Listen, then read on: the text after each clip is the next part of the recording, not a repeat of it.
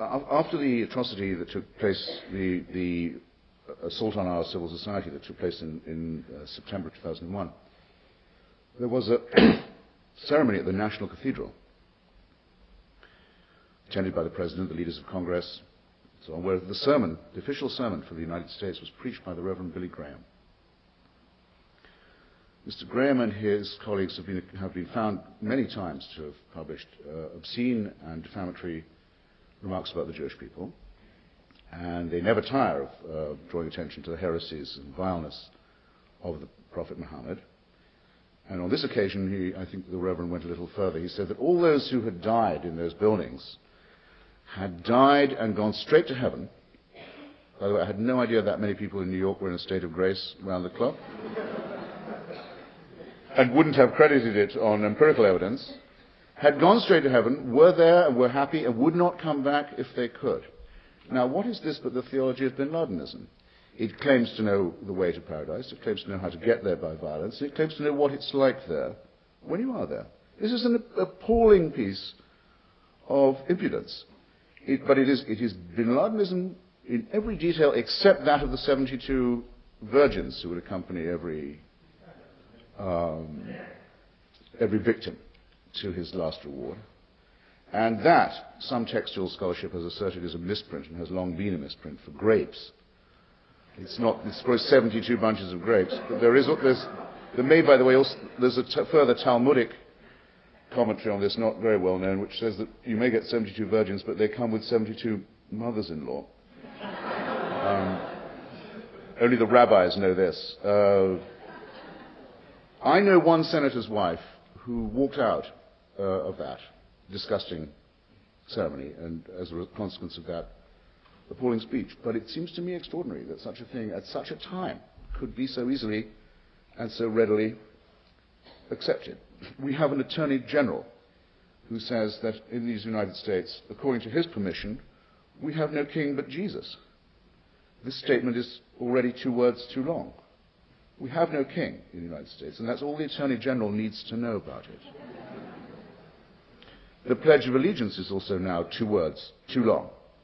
The words "under God" that were inserted into it, breaking such rhythm as it had as an original pledge, and it's not bad in its original, inserted opportunistically in the 1950s, are deliberately designed to exclude or make to feel uncomfortable those of us who are members of the fastest growing minority, not just in the United States, but in the world, those of us who affirm no religious authority for ourselves.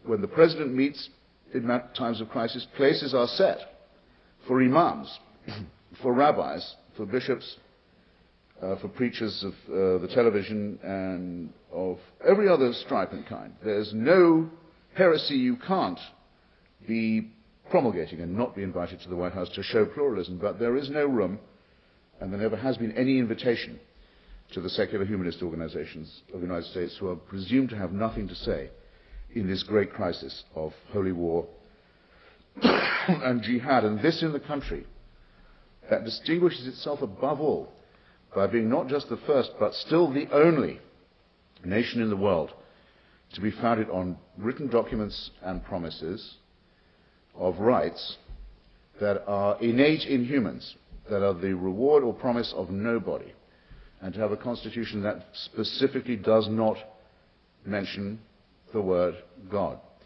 There is no country in the world, in my opinion, and I've been visiting a lot of them lately in pursuit of this argument, there's no country in the world that wouldn't be a great deal better off if it was to adopt some version of that constitution and that Bill of Rights. It shows something that has become increasingly evident in the last few years, that the American Revolution is the only one still standing, the only revolution that has any combat or merit or virtue left in it. And this, I think, confers upon us, and I think especially on you, ladies and gentlemen, a certain responsibility. If this is to be defended and asserted and protected from its enemies abroad, it as a godless and secular system should be a great deal better appreciated than it is, and a great deal more cherished and a great deal more firmly upheld at home as well. So, with this very simple conclusion, I leave you with with enormous gratitude for your company, and I'm at your service. Thank you.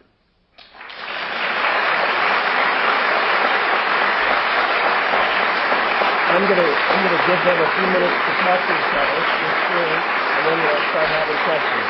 And then when they ask questions, if you could repeat the question, the sound in the room is not getting. So I'm used to that. Let's follow the tradition and take a few minutes to chat with our neighbor to see what you're interested in and what question you want to ask, and then we'll open with a few student questions and then open it up to everyone. That gives me time for a drink. I go straight to the bar. How long do you think?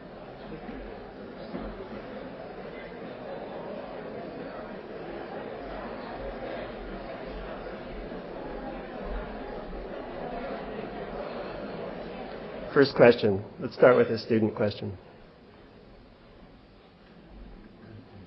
Don't be shy. Right over here.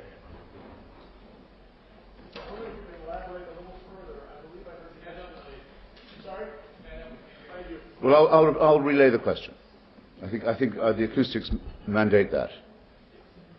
I think you had mentioned at one point that your sense is that benevolent theism is actually worse than malevolent theism, and I wondered if you could elaborate on that a little bit. I didn't quite catch what you were saying. Yes. The gentleman asks me why I laid such stress on the horror of benevolent theism, and invites me to discourse a bit on the distinction between that and the malevolent kind. Would that be a fair précis of your question? Well, first, I must say I never miss a chance to take communion, so there you go. And I wish every campus was like this. It's because I think that dictatorship for your own good, as it were, is the most oppressive kind. In other words, the paternalist who claims to know what your interests are and to be always looking out for you is much more irritating in a way than someone says, as long as you pay the taxes and bow the knee as I pass with my chariot, I couldn't give a damn about you. I'd far rather live under the second regime myself. And it's a conundrum for believers, this. It's obviously not much of a conundrum for me, because I don't believe in either God or the devil. But it was noticed by William Blake, who had a strong interest in the transcendental, that throughout Paradise Lost, John Milton appears to sympathize with Lucifer and give him all the best lines and award him all the brave actions, in effect. And said that, is it possible? He said that John Milton was of the devil's party without knowing it. And because I think that literature is the way to investigate these arguments, and it gives us a much more sensitive register than theology or hermeneutics, I've always thought that was a very, very good question. It's quite clear that when Milton tries to imagine what paradise is like, he can't do it, or not in a way that he can make attractive to anyone else. It sounds ghastly. But a rebellion in heaven by someone who says, I would rather serve in hell than reign in heaven. Rather reign in hell than serve in heaven. I got that wrong. But in other words, who repudiates the idea of being a permanent, adoring, fawning flunky in paradise. So I'd rather have my own deal, even if it took me to the infernal regions. Well, that's actually what the Puritan Revolution was all about. It was the assertion of right in that way. And that's why I find all this so fascinating.